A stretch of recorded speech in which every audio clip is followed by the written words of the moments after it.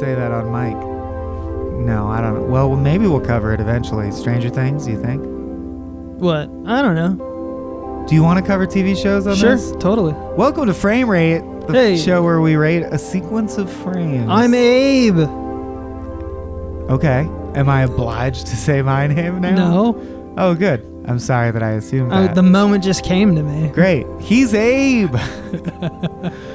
All right, Ramblers, let's get rambling. Oh, Which is, right? Yeah. It's a line from Our Dogs. Our Dogs Go to Heaven. Reservoir Dogs. 1992. Tarantino's first big splash. I'm Abe. Splash of blood. Yeah, very splashy. Made on an extremely small budget, right? 1.2. Can you speak to that at all? 1.2 million. That's not that small. Yeah. Do you know how he amassed that? No. All right. Well done. Because it's probably my... Inglourious Basterds is also excellent. But Reservoir Dogs remains one of the crown jewels, I think, of Tarantino's empire. And it was his first film. So let's get into why it's so great. Woo! And then also bad stuff about it. I don't want to spoil the rating too early, but I like it. Yeah, I think it's actually his best film, personally. Okay. But full disclosure, I'm not a big Tarantino guy. The reasons that I like movies are not Tarantino reasons. I think he does great stuff. I think he's a very good director. I just, if jump to Pulp Fiction, I think that you should have just cut out the Royale with cheese entirely. Oh, I see. You don't like... See, I realized this time watching it, I was like, oh, it's just dramatic Seinfeld. It's the Larry David ethos of let's talk about nothing. Right. But what if instead of it effective. being funny, it was like murderers talking about right. nothing? And it's a cool thing, but it's just a new thing to do. We hadn't seen it before. Yeah, I think that's a cool thing to put in a movie. Sure. I don't think it's a thing that you rest your laurels on, The one that gets me is, and I know his excuse, like Grindhouse was 2 movies, right? Death Proof and Planet Terror. Yeah. And Planet Terror, I thought was awesome. He only did one of them, though. Right. Planet Terror was Rodriguez. Yeah. And Death Proof was Tarantino's, and he said he intentionally structured it and paced it poorly because he wanted it to feel exactly like those movies, and those movies are not made well. They're made badly. And I don't think that's a good enough excuse because, my God, like that diner scene where the girls are all going to get killed, talk about nothing for 40 minutes for no reason, and then all die. So you're like, why'd I even watch that? Fucking drags on like a motherfucker. Yeah. This one's it's the opening sequence. It's only 4 minutes. It's a perfect little taste of like, hey, here's an interesting scene you've never seen. Mafia guy type guys talking about Madonna pop music. You learn that like Harvey Keitel is all business. Right. Tim Roth as Mr. Orange is quiet. You learn things about them. So it's effective storytelling, but like it doesn't overstay its welcome. And I think that that's kind of true about, like, for example, someone told me that like every Harry Potter book is like 100 after like the third one is like 100 pages longer than the previous one because like when you have the golden word, no one edits you.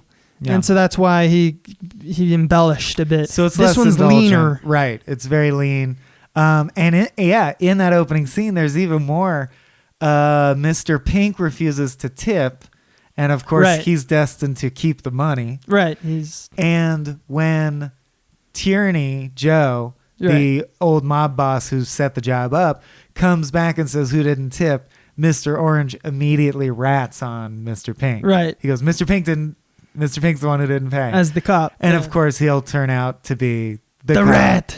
And it's very much like a Things Fall Apart story. It's just they're going to do this job. They're going to steal the diamonds. It's going to be easy. It's not everyone dies. It's simple plan. It's before the devil knows you're dead.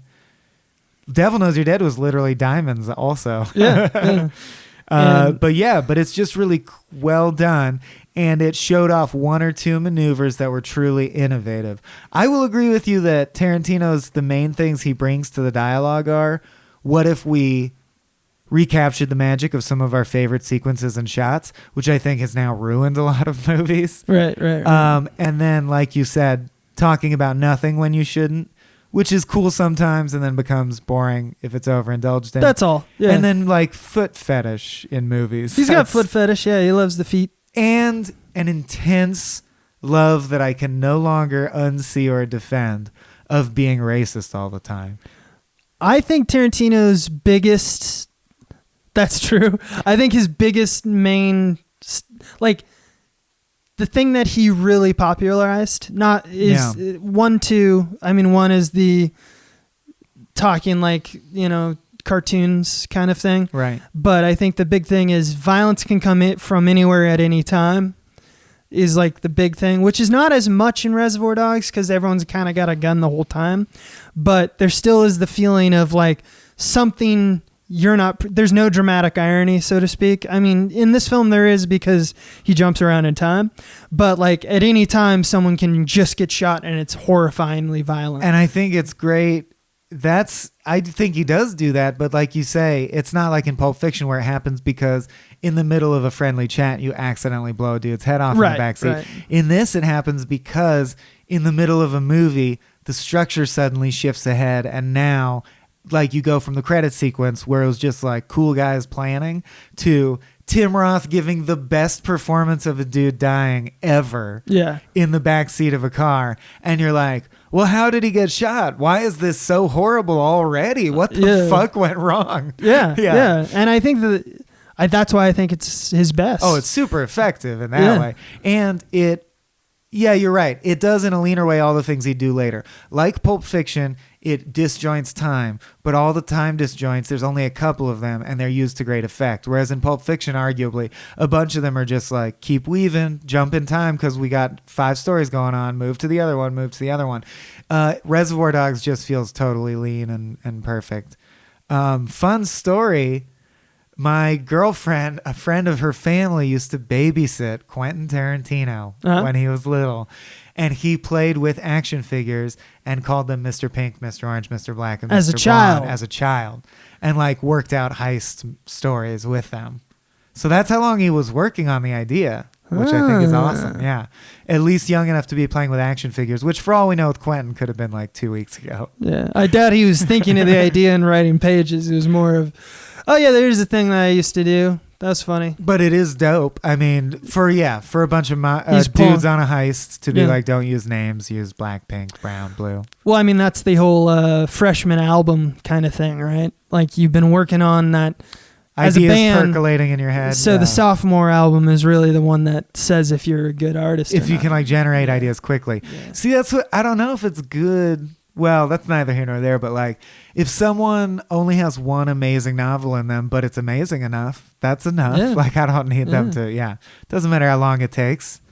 What was that? They famously just released another book by the woman who wrote To Kill a Mockingbird that she never wanted released because it's not as good and everyone agrees it's not as good. And I guess it just, it took her a long time to get a book that good out. Yeah. Don't force people. All right, so let's see. Yeah, we go from that title sequence. Oh, we should say that diner sequence is shot in this place where we shot Cracked After Hours. The original, or not the second one. The second location Cracked After Hours shot in was the Reservoir Dogs diner. It's like season 2 to season 5 or whatever. And of course, we asked if we could sit at the same table, and we did. It's shot totally differently, and all the interior decoration's different, so you can't tell. But it's cool to know. Is that Pat and Lorraine's? Pat and Lorraine's. That's it. Excellent food. Yeah. What, Eagle Rock area? Eagle Rock, yeah. LA. This is for a national audience. Who cares?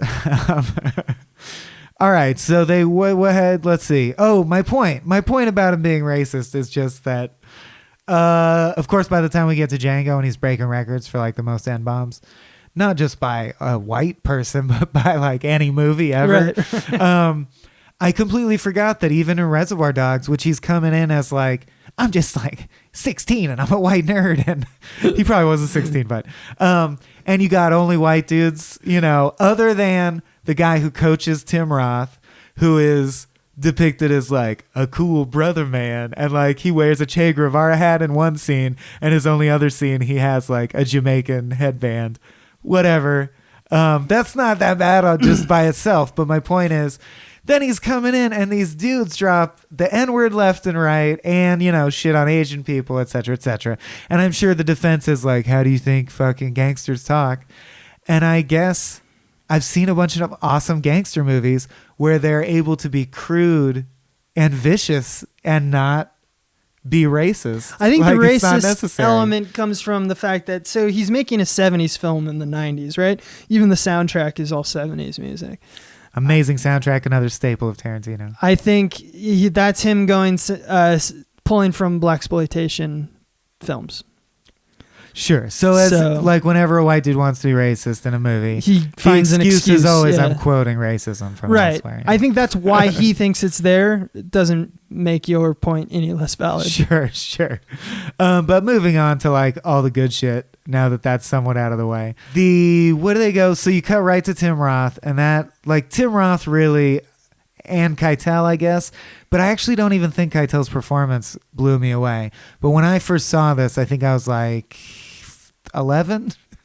Sure. It's pretty young on VHS. And the intense relationship between Keitel and Orange, and it's Orange who sells it. Like Tim Roth's performance in this is, for a little minute there, he was my favorite actor. Yeah, he's really dipping into like, he's in shock. Yes. He's just his voice, the timbre of his voice is amazing. Like squealing. Yeah, I wrote, what was my note? He's dying in the back seat in the form of Kermit the Frog. Yeah. He's like, I'm gonna die. Please, Miss Piggy. Well, it's Christopher Lloyd in Who Framed Roger Rabbit. The dip. Yeah. But what I noticed this time on rewatching is how much good work is done in the script with showing the intimate relationship they develop. They are immediately doing shit that is totally subversively cool that you would never see criminals in a movie do. Like the dudes in Goodfellas, even when you're shot comforting the dude, you would never do the shit Harvey Keitel does. He cradles this guy in his arms and like combs his hair and like strokes the side of his face. And Mr. Orange goes, I'm just scared, man. Can you just hold me? And he goes, sure, of course. Yeah. And like cradles him like a baby. And it's such a simple film that I'm worried this will be a short episode because that's like the mousetrap of the movie to me is just, Mr. Orange is the rat. He gets shot. Mr. White is genuinely a good guy, so he loves this kid.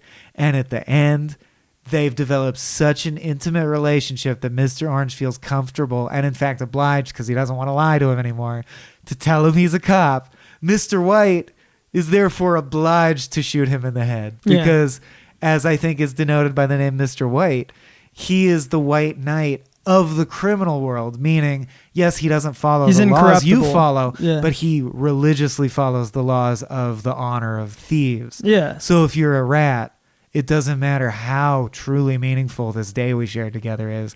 I now have to shoot you in the head. Right. Yeah. And I mean, that's the reason why it's like 0 to 60 is that there's the off screen, they got set up. So the police are on the advantage. Obviously he's been shot and like they're on the run. So like that's the thief's code is like, I will hold you. I'll be your best guy and I'll be there until you die because we went through this horrible crisis and the enemy, the police, they're the ones who did this. So it's us versus them. Yeah. And not only that, but like, I'm willing to take you to a hospital, right? Which is a bending of thieves' rules. And like he pursues that agenda a bit before Mr. Pink talks him out of it. Yeah. In addition to the fact that no one knows each other's names.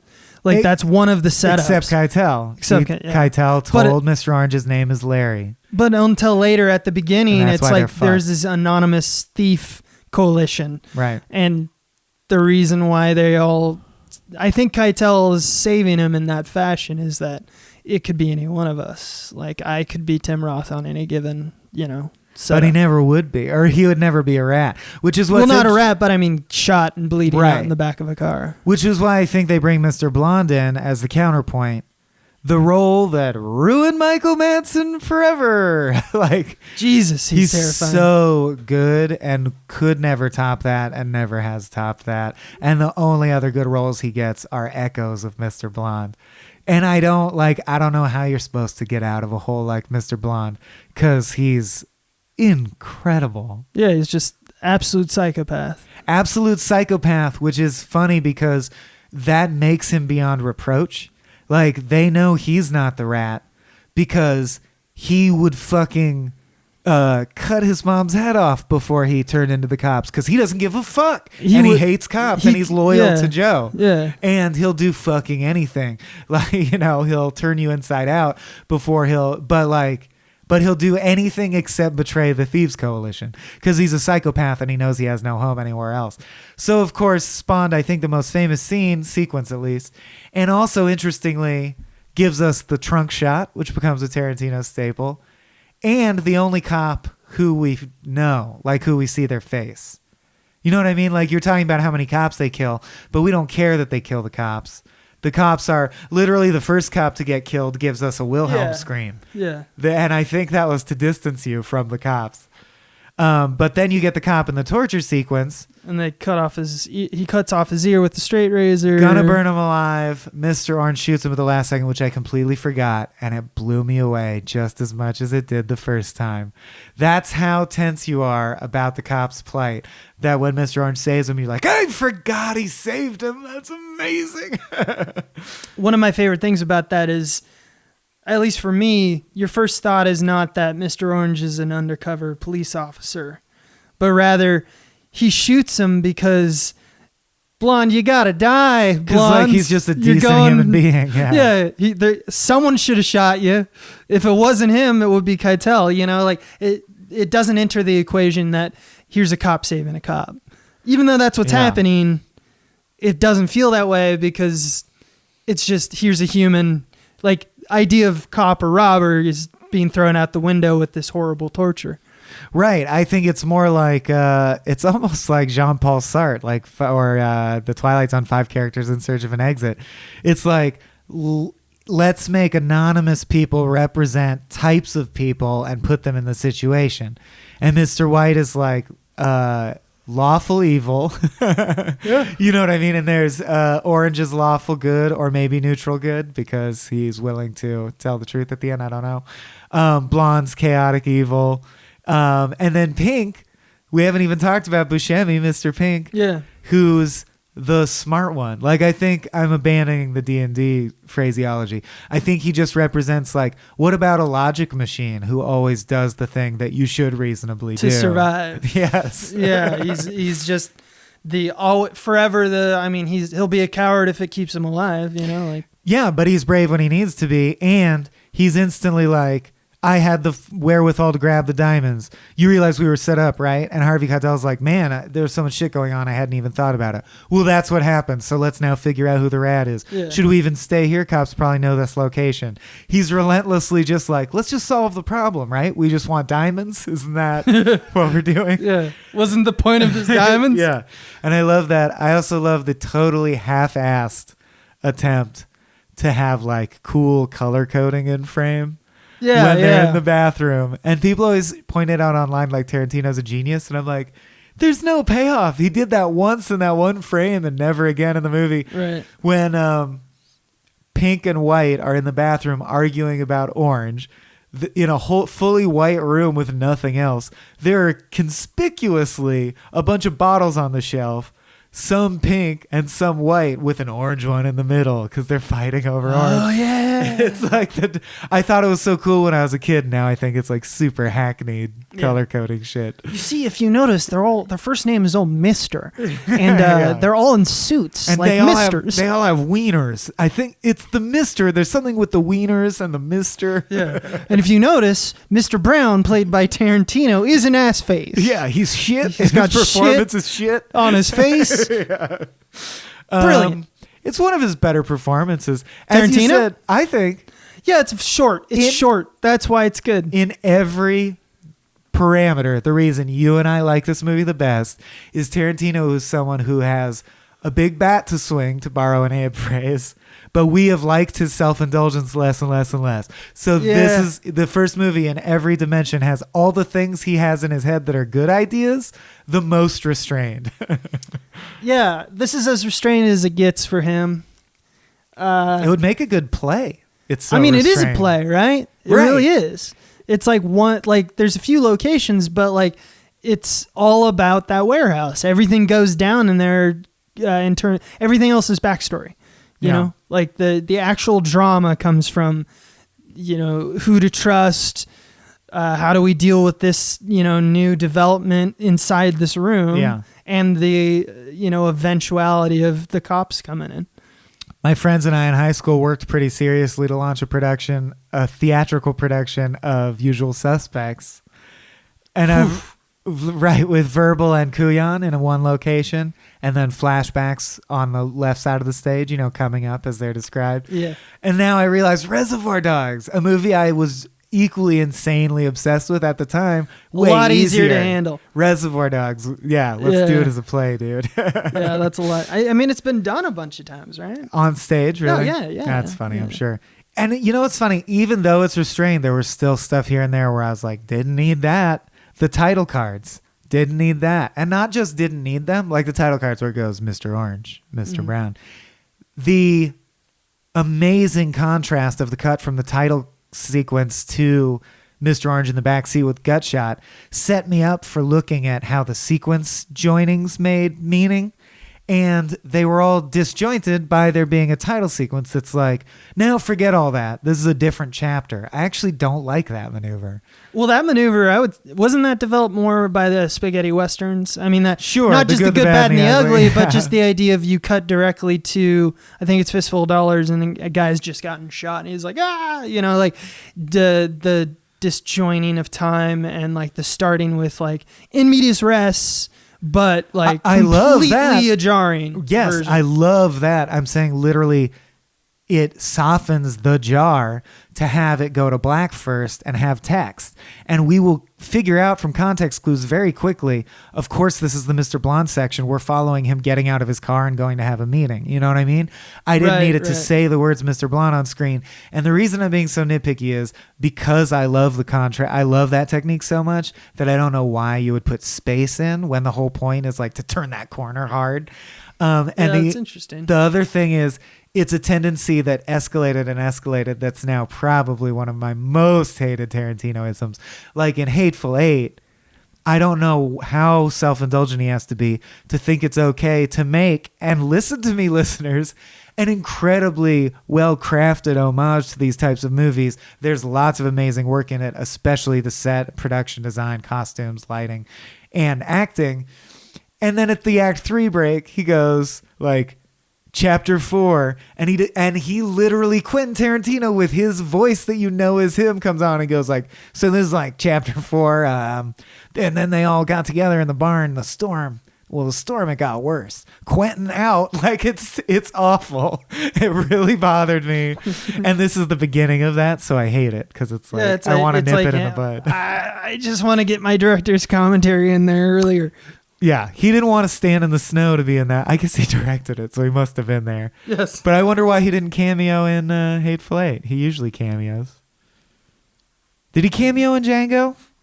I can't remember. I don't think he did. I only watched him in theaters. We'll talk about that when we cover it, if we cover it. I did want to bring up what I think is the most famous plot hole in it that everyone points out, and I have historically thought, oh yeah, that is a plot hole. In the Mexican standoff, here's the situation. And this is based on a reading of the script and talking with the production designers. You got Mr. Pink, so smart, under like the ramp, safe. So you got 4 dudes in the standoff. Joe, the mob boss, played by Mr. Tierney. Mm-hmm. He has a gun. He's pointing it at Mr. Orange because his gut tells him that he's the rat. Mr. White is pointing a gun at Joe because he loves Mr. Orange and is saying, I'll kill you if you do that because you don't have proof, and I formed a bond with Mr. Orange.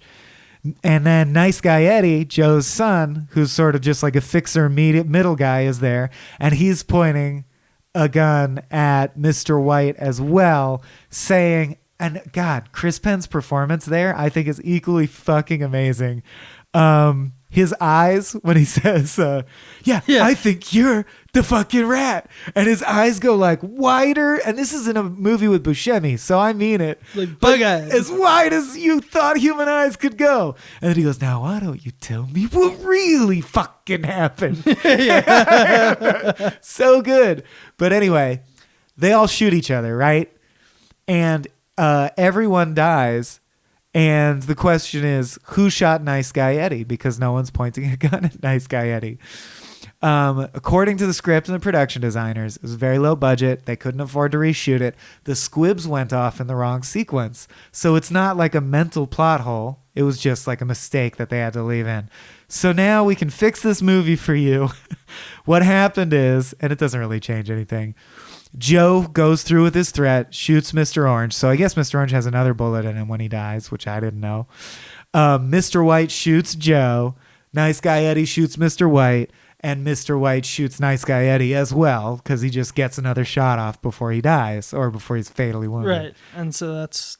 Now you've drawn the bullets. It makes Cartel more of a unstoppable force. He's Right. just like, I'll kill the whole organization for Mr. Orange. And then Mr. Orange is like, bad news, dickhead. I'm a cop. Bad news, I don't I'm a believe cop. that's not an exact quote, but Another accident that in this movie was one that you mentioned earlier. yeah. Title of the film came from when Tarantino was working in video archives, which I believe was the name for a video rental place. Yeah.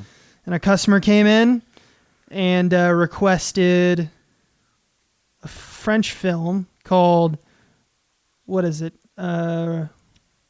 Something about infants or elephants. Les Enfants. I don't know French. It ends with au revoir. Au revoir, les Which is the one part I enfants. do know. It means goodbye. Yeah, goodbye. Au revoir, les Farewell. infants or infant. But he mispronounced it as Reservoir Dogs somehow. So No, the Tarantino, patron. I thought the patron. the patron did, Yeah. And so He's like, Tarantino was like, Did you say Reservoir Dogs? Yeah, good name. I guess. which is funny just because that's how like that's just how like bands think of their names. That's got to be how Vanilla Sky was named, Yeah. probably. Yeah. Velvet Underground. Yeah. That's our name. That's like, he was like, yeah, can you button that button down? Did you say Velvet Underground? Yeah. That's What a fucking band great. name. Yeah. It's like underground, but it's velvety. And you do see, like, I see his deafness with dialogue. That's already here. Like, he has that Joss Whedon touch. He does have just lines that are said in a new... Yeah, and even though it's something that's been said 1,000 times, he takes the effort of, when the mob guy is going to kill the other mob guy, he doesn't just say, like, I'll fucking do it, man. I'll do it. Yeah, Harvey yeah, Keitel yeah. says...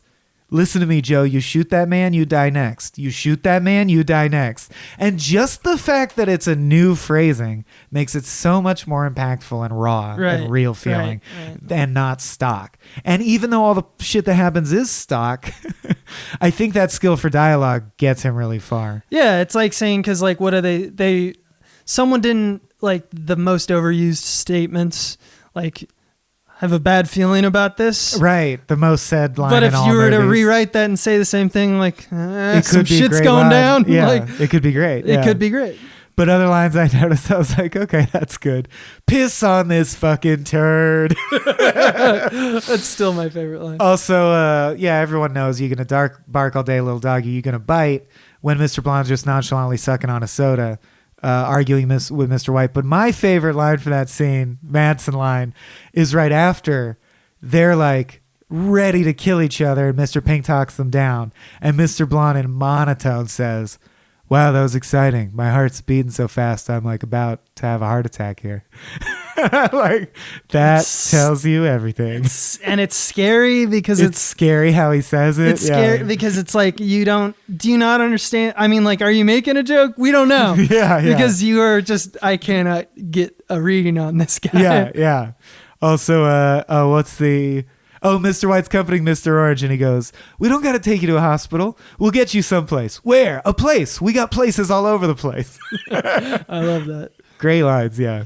Yeah. I mean, he's definitely got an act for the Single dialogue lines, of those right. guys. Like he always chooses like these hardened criminals and Yeah. he has a way to keep them awesome yet make them more human than, because we always have like he's kind of got that John McClane-ness. Like Shane Black does it really well too. Yep, him too, yeah. You know, they're both like, this guy feels inherently human. Like he makes mistakes. He's maybe not a great talker. He doesn't have the vocabulary, but he doesn't need to. And he's unapologetic about it because his ego's off the fucking charts, which is true of Tarantino as well. I think you need to have that ego to just, you know, like we got places all over the fucking place. You send that same line and you're like more of a meeker person. Everyone's going to be like, yeah, you could probably rewrite that and make that better. But set in his kind of confidence. No, it's perfectly vernacular. Yeah, it's like, it feels right. It feels so right. And it does. It does. I know a lot of people super love Keitel. Do you love Keitel? Like, do you think he's a legendary actor? I think he's a legend, yeah. I feel like his face is perfect and his acting's fine, and like his face takes him far. I mean, that's part of being an actor. I guess just your face. But no, and voice, I mean, I see what you're saying. instrument. He's played roles where he was not really great. Let me try to think of a few. Sure. But he's also just. Here's the thing: is I don't think there's a lot of roles. Here's what I think makes like a truly great or legendary actor. Because there's legendary actors who are like, you can put them anywhere and they're gonna fucking nail it. Like I don't know, like a Daniel Day-Lewis or like an Alan Rickman or someone where you're just like, you play this niche and but your range is so huge that like a Spacey or like a Hoffman or a George Takei. That one was debunked. George, Did you hear? He got accusations. Yeah, didn't someone say the guy was a single full accusation shit? And he's violently denying it, and there's some sort of Russian spam bot angle. I don't even know anymore. I'm not coming down on his side, but yeah. But I mean, like, he's so good in like Scorsese stuff, right? Like Who, Takei? Oh my, yes. Oh my. No, like Taxi Driver, Last Temptation of Christ. Like there's just so many things that he's done. He also does a bunch of shit for Wes Anderson. He was in Moonrise Kingdom, playing kind of like himself. And that's what I mean when when you're legendary enough, like Bill Murray, where you're like, just do a Bill Murray, or like, right. What do you want me to do? Well, Jack Nicholson, just be Jack Nicholson for this role.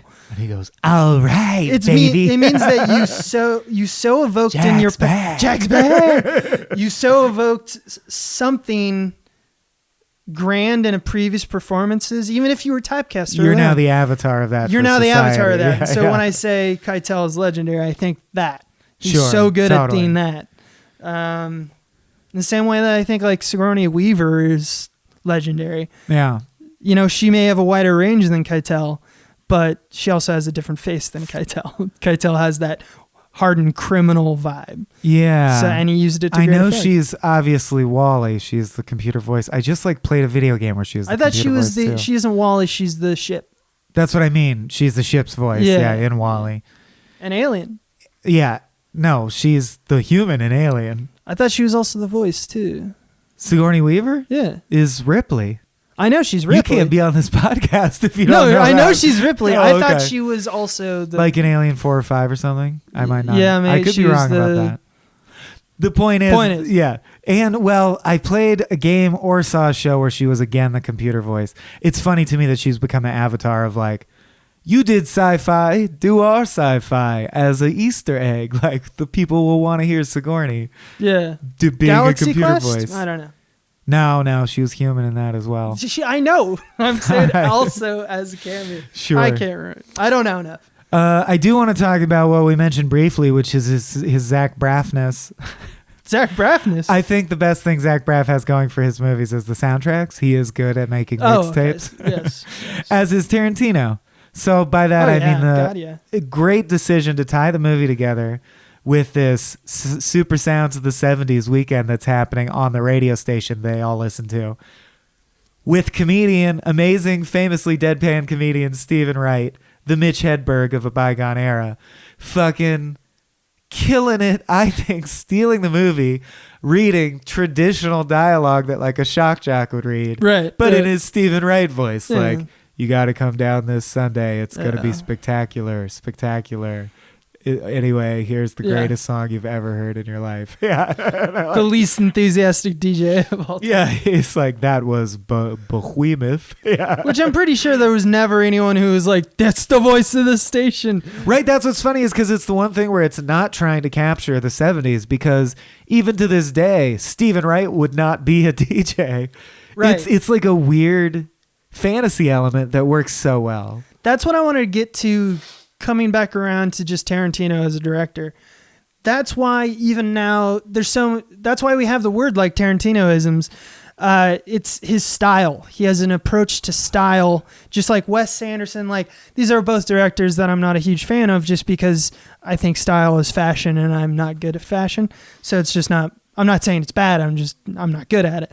But, like Wes Anderson, it's like floral print fucking wallpaper with I would argue he's doing both. Like, There's the a good lot Wes of Anderson stuff- movies yeah. scripts are also hold There's up also- just as oh, scripts, yeah, even I if mean, they didn't look like that. Yeah. Royal Tenenbaums has an amazing That's thought. the one. That's the saving grace of Yes, Anderson. there's amazing thought processes about what makes a dysfunctional family. Right. There's a lot of things going on. I'm not trying to be reductive. But and he wears saying his style that's on all his it is sleeve, floral yeah. print. But he is famous for his framing, Right. his center punch, and like Michael Bay, same. jumping back to Tarantino. Tarantino is famous for like flights of random violence, but also the soundtrack. You know, like he's what's the word? He's anachronistic. Verisimilitude. Oh my God, that was a different podcast. He's so anachronistic with his approach on like, I'm going to take something that feels true to this era, is totally kind of like what we did with like Vietnam and like classic rock. It's like, so now anytime you have Vietnam War style American Helicopter, you're gonna play Clearwater Revival. You know, like, yeah, exactly. It's just a thing we do, and Tarantino evokes from the viewers so many of those because he's so good at eyeing those, that he is allowed to do stuff like the Stephen Wright, like, well, this isn't true at all, I just kind of want to do it. Why? Because it's like something we haven't seen before. Well, that's why he's Tarantino. We've not seen it. But yeah, that happens so much. I love that there's even a Simpsons thing where Ken Brockman goes like, and that happened in the 60s. And now, if you're unfamiliar with the 60s, our stock montage, there must be some kind of way out of here. With like helicopters swooping in and then hippies hugging. Yeah, exactly. So good. Exactly. Whoa! Yeah. God, yo! But yeah, and I realize now that's a very, very restrained version of, you're right, of the flights of fancy he will take, that I do actually, I'll eat some of my words. I think Inglourious Basterds is his other good movie. Mm-hmm. And I think it's good not only because the individual scene work and the work of fucking what's his name, Christoph Waltz, just destroyed me in that movie. Wait, you put Inglourious above Pulp Fiction? Yeah. Interesting. For another episode, my friend. Yeah, no. That'll be fun. I just wanted... But I do personally, because Pulp Fiction, I think, just does exaggerated versions of what Reservoir Dogs already did. In the same way that I put Evil Dead 1 above Evil Dead 2, because I value innovation over nailing the production sometimes. Right on. But the Inglourious Basterds is the final iteration of this flight of fancy thing where you're like, Kill Bill, what if everything was realistic, but not? There was also like a superhero aspect randomly. Inglourious Basterds, as we all know, famously, I think, and it really got me. And I think it's really important, and it's a true structural innovation. What if we told a grippingly, sweepingly expensive, realistic World War II movie where they kill Hitler at the end, and we don't care that that's not what really happened? Right. That, to my knowledge, that true alternate history, especially alternate history where it's almost a trick or a twist, because it was not alternate history until suddenly it was. When you see Hitler's face getting shot a million times, we had not seen a well, I guess that happened. Fictionalized historical, not in a big film, budget movie, in a certainly. Such a big thing like Hitler, you know, like sci-fi authors. Harry Turtledove is a famous author. For years, of course, like people have had the idea, what if the South won the Civil War? How would stuff be different? But that's already a fantasy setup, you know, but like Man in the Iron. What is the one? Man in the Iron Mask? No, Man in the High Castle. High Castle. Yeah, if the Nazis won. But this is not that. this is a film which is more along the length of a short story that stays slavishly realistic, seemingly realistic. We don't know that there was really this group of Jewish cadets who scalped Nazis, but you're like, that could be true and I just didn't hear about it. It seems believable. Right. But then when they shoot Hitler in the face, the unique feeling of catharsis and satisfaction I had, I do think is a true new invention that Quentin gave the film world that's so cool. And then, of course, he just beats that like a dead horse. Like Django is, and I'm not against having this exist, but Django is just the same catharsis for, what if a slave could kill all the slave owners? Right. Who cares if it didn't happen? Wouldn't it be fun and satisfying for once to see? Yeah. And I fucking agree. He's right there. That's a cool maneuver. And now he's doing it so many times that I'm sick of it. But Inglourious was the first iteration where it was like the alternate history twist for revenge fantasy's sake. And that's a good thing. No, there's definitely a lot of development there. I mean, like we were talking about ego before. It's not a bad thing to have that type of ego. Like that's one of his strongest. That's one of his strengths is that he has. Yeah, at one point he was alone in his room with his typewriter or whatever the fuck, and he's just sitting there. He's like, you know what? I think that they should just kill Hitler, and there's no one there to be like, whoa. But like everything up to this point, it's no longer. You're suddenly making it mystical, right? And he's just like, yeah, I am. It's my fucking story. I want to do what I want. And this could easily be apocryphal, but I also heard it had something to do with a conversation he had with Eli Roth, director of Hostel and Cabin Fever, who he's friends with, who of course plays the dude that shoots Hitler. Isn't he like the Bear Jew or something? Yeah. Like that? And they had this could be apocryphal. I just read it online on like a fun movie facts site, so don't pin me to it. But the story goes that he asked Eli Roth like what would be the ultimate thing to do in a movie, and he meant like, what role do you want to play someday? Right. And he said like, well, as a Jew, probably like shoot Hitler in the face. And answer. He was like, that's not a bad idea. Yeah. That's fucking hilarious. Which if so is awesome. Yeah, but wherever it came from, it's a great idea. Yeah, it's plagiarizing and revising fictional narrative, historical narrative, is like a new thing. They're doing it a lot, or at least we used to just do memoirs, or we used to do like Tom Hanks was in the Walt Disney one. We're just Saving Mr. Ray Hanks. Kroc in The Founder came out last year. That was actually surprisingly good. I recommend The Founder. Those feel like memoirs, or those feel like biopics. Did you see The Founder? Yes, I did. Okay. I felt like it felt like a biopic, but it didn't fall into the trap that they all fall into, which makes me find them boring. It wasn't just an unstructured tour of things from his life that were interesting. Right. It had an agenda and a point, and it was propagandistic, and I mean that in a good way, and it elegantly told the point in an arc. Yeah. I liked that about it. Yeah. But there's recently, like, it's a new trend of TV, because I think you need a lot of time to do both the thing that, like, sets it up in the audience's viewpoint that, it's just a normal tale, but then also show the stuff that's different. So you're telling two stories a little bit. We need familiarity now. And so that's why I think it's a good fit for TV. But there was, AMC had Halt and Catch Fire, which if you guys don't know about, it's a good show. And it's basically like, so, when computers were starting, you had IBM and you had Apple. Let's say there was a third one. And that's these guys. The Forrest Gump of those guys. Yeah, just a third one. And so let's just say instead of two, there's three. And obviously there's a bunch. But let's just tell the story and their story as a part of it. Yeah. And pulling from both. The History Channel has the Vikings, which did the same. Although that argues because there's not a lot of written down about this guy. But this whole trend, but they totally just rewrote, like, this is how Vikings are. And it's... The Assassin's Creed games are like, hey, you're some guy in Egypt we made up. Meet Cleopatra and change the course of history. We're just gonna say this guy we made up did it. You know, he's the reason there's a pyramid there. Which is interesting because like predating like 2000, 1990s, 2000, we dressed those up like you said as what if it was a man in the high castle? What if it's just a fantasy of this thing? What if it's just what is it called? Red Dawn? Red Dawn with Superman?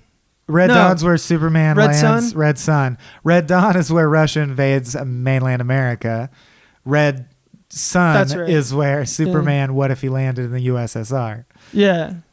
All that shit. We don't need to list every example. Yeah, but the point is like the popularization of that of is alternate new. history is huge. Yeah, Tarantino probably had a hand in that because he created yeah. some big swings at alternate history. Yeah. Yeah. We've gotten away from Reservoir Dogs. So. That's okay. Tarantino's a big topic, and I think we'll have a lot to talk about whenever we cover Tarantino. I did want to mention that, well, this is even more off track, except at a certain point while creating Reservoir Dogs, Quentin Tarantino sat down and thought of what's the perfect credit song, and he chose Lime and the Coconut by Harry Nilsson. Yeah. And I know Abe and I both, Harry Nilsson's one of our favorite artists. I will say he was John Lennon's favorite artist. He was routinely, when people asked the Beatles in their heyday, who do you listen to? They'd say Harry Nilsson is the only American dude we give a shit about. Didn't he like ghostwrite on a bunch of like, not just the Monkees, but like the Beatles themselves? Tons of huge hits, worked with the Beatles. There's an amazing documentary on Netflix called Who's Harry Nilsson? Why is everyone talking about him? Watch it. That's my point. He led an incredibly crazy, interesting life full of like drugs and insanity, but he also wrote some of the sweetest, best songs ever, and then some of the craziest, most psychedelical, experimental songs. He's the American Beatles. He went through their entire progression. Right. Like early on, he has these like dink, dink, dink, nice songs that literally he would sell to the Monkees. Yeah. And then hey, we're the Monkees. Later on, he totally like he went with the Beatles, did drugs with the Beatles, and became his own The Beatles. Yeah. Had his whole crazy psychedelic phase, and he's fucking awesome. One of my favorite things about it is that most people know him from like, oh yeah, you put the lime on the coconut, and he's like, yeah, and that was like his most mundane. Or like the Midnight Cowboy, everybody's talking. But like he also wrote One. Like one is the loneliest number. He also wrote fucking Jump Into the Fire. Yeah. I'd rather be dead than wet my bed. That was when he was getting real weird. It's a great documentary. I'll tell one anecdote from it to get you to see it, because I didn't know shit about his life until I saw it, and I was like, man, fascinating. He and John Lennon used to get into singing contests where they'd like sing so loud and hard, like soul screams, that there would be blood on the microphones afterward, and people were like grossed out, rightly so. Yeah, in the documentary they say that there was like you could hear when Lennon's voice kind of changed at one point because he like scarred his vocal cords. Yeah, from I'm saying it with my own kind of sickness. Drunken singing fights with Harry Nilsson. He proposed to a woman the very first time he met her. After John Lennon was killed, he never appeared again or wrote new music except for the causes of gun control. Interesting dude. Watch it. And I think that's a fitting place to wrap up because that's the song that plays over the end credits. You got anything else you wanted to pull out? I thought it was no. Redacted. Cool. Well, we should start doing something I always forget to do, and we'll get better at this. And I'm not going to go back and fix the old episodes, but where can people find you online? Like me? Yeah, you. Yeah, Small Beans. We'll have a whole spot at the end that will explain all that shit. You. You can find me, Abe, at Abe the Mighty on Twitter. Yep, and I'm at Swaim Corp on Twitter. That's Swaim_CORP. And Twitter's the best place to find us for now. Yeah. And if you stay tuned, there will be more information on how to find great shows like this and more shit Small Beans is doing. Thanks for listening. Thank you for listening. I'm gonna die! Fuck you! I'm fucking dying! I'm dying!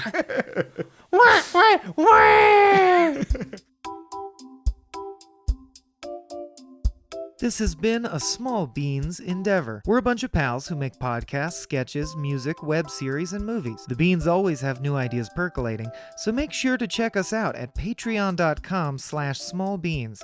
That's patreon.com/smallbeans, where you can browse all of our current and past content, see what we've got planned in the future, and learn how your support can help the Small Beans grow into huge, giant monster beans. If you enjoyed this content module, please like, rate, subscribe, or tell a friend about us. We love you.